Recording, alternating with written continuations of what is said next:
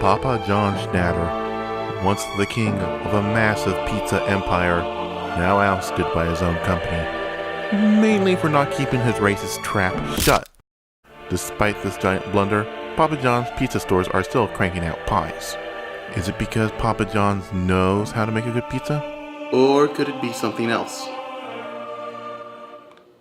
Let's put the nail in the coffin.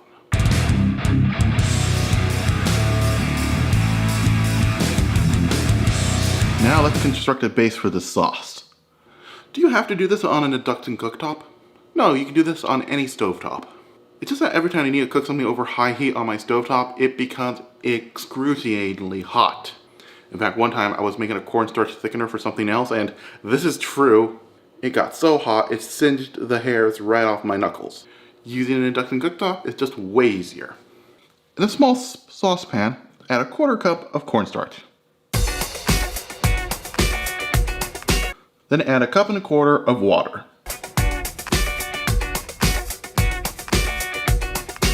Mix it all up.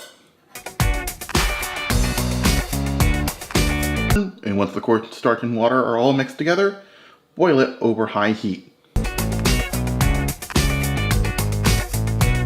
Okay, once the cornstarch thickens up, take it off the heat. Now let's make the other half of this recipe, clarified butter.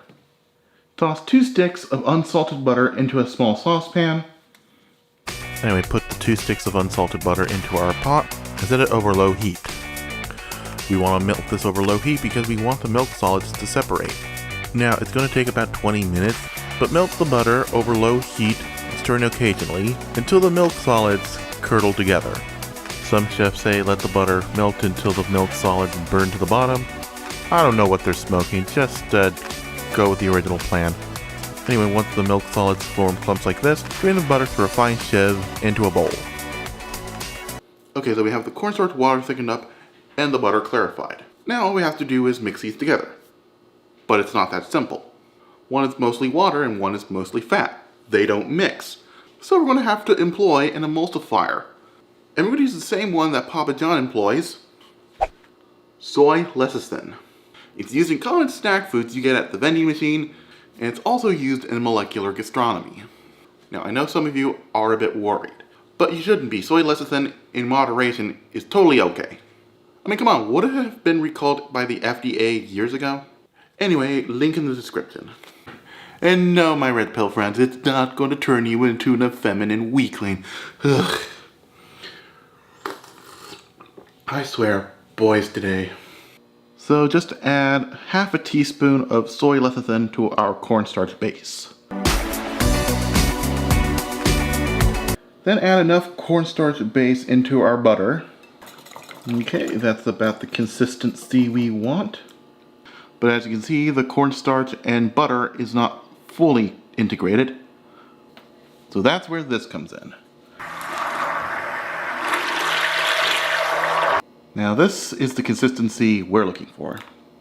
Now to season it, let's add 2.5 teaspoons of salt and about a tablespoon of pureed garlic. Give it a taste test. A little bit more garlic and a little bit more salt. Hit it with a stick blender one more time. And there we go, folks. Now you know how to make Papa John's garlic sauce.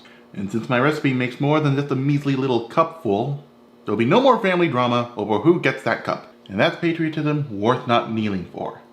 This has been Jay's Cutting Kitchen. I'm CRJ, making cooking fun. And meaning it this time. Thanks for watching. If you liked the video, smash the like button. If you really liked the video, consider subscribing and hit the bell notification icon. I upload every Thursday. Don't forget to follow me on Twitter and Instagram. Oh, by the way, I was joking about the whole soy turns men gay thing. Ugh. Imagine downing your masculinity all because of a stupid bean. Truly, I am the snowflake.